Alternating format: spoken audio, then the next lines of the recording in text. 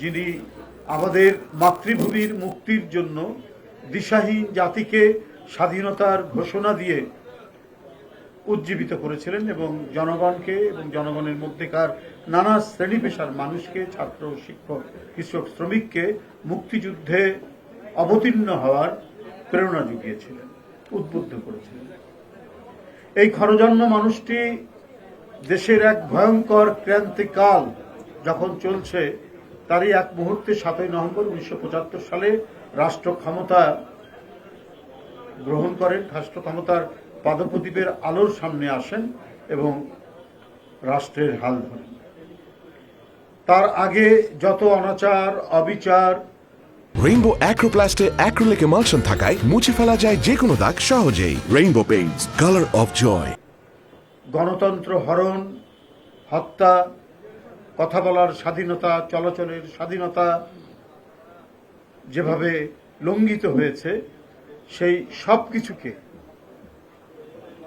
তিনি তার ক্ষমতায় আসার পর চালু করলেন। বহুদলীয় গণতন্ত্র চালু হলো, অনেক সংবাদপত্র, ভিন্ন মতাবলম্বী সংবাদপত্র প্রকাশিত হতে লাগলো, রাজনৈতিক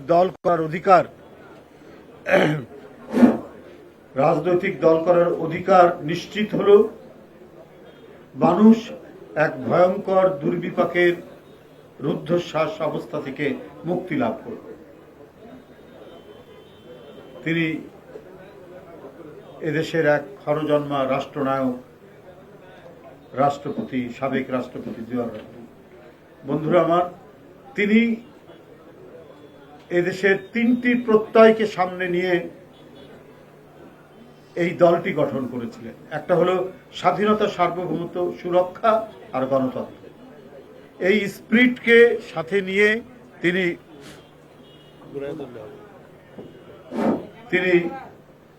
দেশকে উন্নয়ন, উৎপাদনের এক দ্রুত ধাবমান পথে অগ্রসর করা। আমরা একটি জাতি স্বাধীনতার পর বিদেশিরা নাম দিয়েছিল তলাবিহীন ঝুড়ি, সেই জাতিকে খাদ্যে স্বয়ংসম্পূর্ণ করেছে, সেই জাতিকে নিরক্ষর মানুষকে অক্ষর দান করেছে। খাল কেটে তিনি পানি সংরক্ষণের ব্যবস্থা করে একদিকে মানুষের পুষ্টি সাধন করা মাছ চাষের মধ্যে দিয়ে, আবার অন্যদিকে ফসল উৎপাদন দ্বিগুণ তিনগুণ করেছিলেন। তিনি হলেন শহীদ রাষ্ট্রপতি জিয়াউর রহমান। যখন অর্থনৈতিক অবস্থা খুবই দুর্বল, সেই মুহূর্তে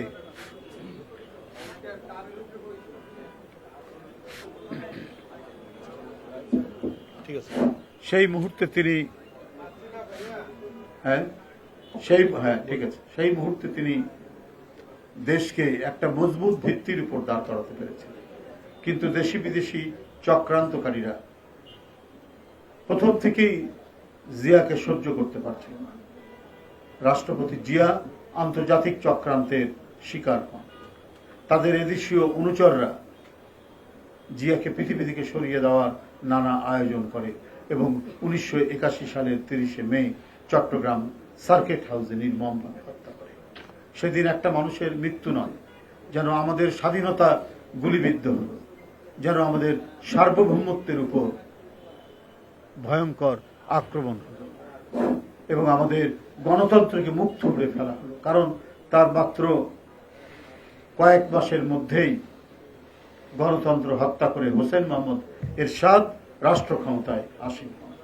বন্ধুরা আমার, এই পরিস্থিতির মধ্যে আরো গণতন্ত্রকে পুনঃপ্রতিষ্ঠা করার জন্য তার সহধর্মিণী এক অসাধারণ সাহসী মহিষী নারী বেগম খালেদা জিয়া বিএনপির হাল ধরলেন। বিএনপিকে আন্দোলন সংগ্রামের মধ্যে দিয়ে পরিচালিত করলেন। বিএনপি আগুনে পুড়ে পুড়ে একটি খাঁটি সোনায় পরিণত করেছিলেন বেগম খালেদা জিয়া।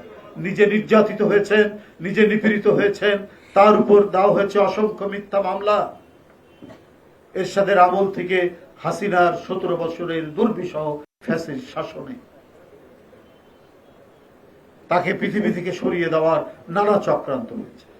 শহীদ রাষ্ট্রপতি জিয়াউর রহমান এবং বেগম খালেদা জিয়াকেও চক্রান্ত করে তাকে হত্যা করা হয়েছে, তিনিও শহীদ।